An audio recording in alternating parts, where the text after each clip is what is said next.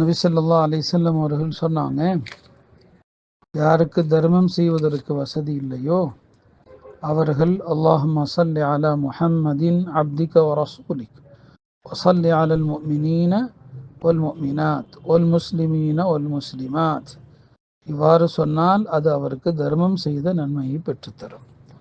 ஆக ஏழை எளிய மக்கள் நபி ஸல்லல்லாஹு அலைஹி வஸல்லம் அவர்கள் மீது ஸலவாத்து கூறுவதே தர்மம் என்று இந்த ஹதீஸிலிருந்து நம்மால் உணர்ந்து கொள்ள முடிகிறது.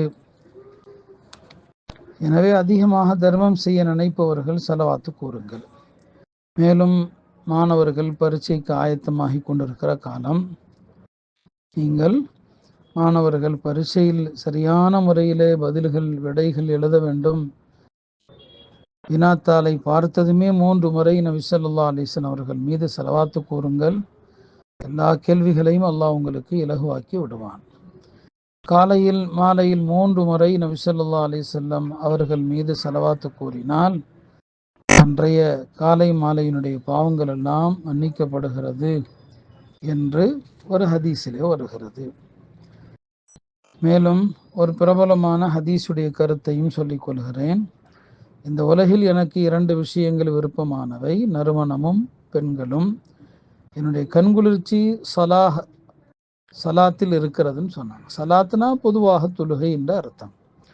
ஆனால் இப்படி ஒரு கருத்தும் உலமாக்கள் சொல்றாங்க, அங்கு சலாத்து கொண்டு முராது என் கண்குளிர்ச்சி, அல்லாவும் வானவர்களும் மோமின்களும் என் மீது சலவாத்து சொல்வதில் தான் இருக்கிறது. அப்படியானால் ஹதீஸினுடைய கருத்து இப்படி அமைகிறது, உலகில் எனக்கு பிரியமானவைகள் பெண்கள் நறுமணங்கள் இருந்தாலும் என் கண்குளிர்ச்சி அதில் கிடையாது. என் கண்குளிர்ச்சி என் மீது ஸலவாத்து கூறுவதில் தான் இருக்கிறது.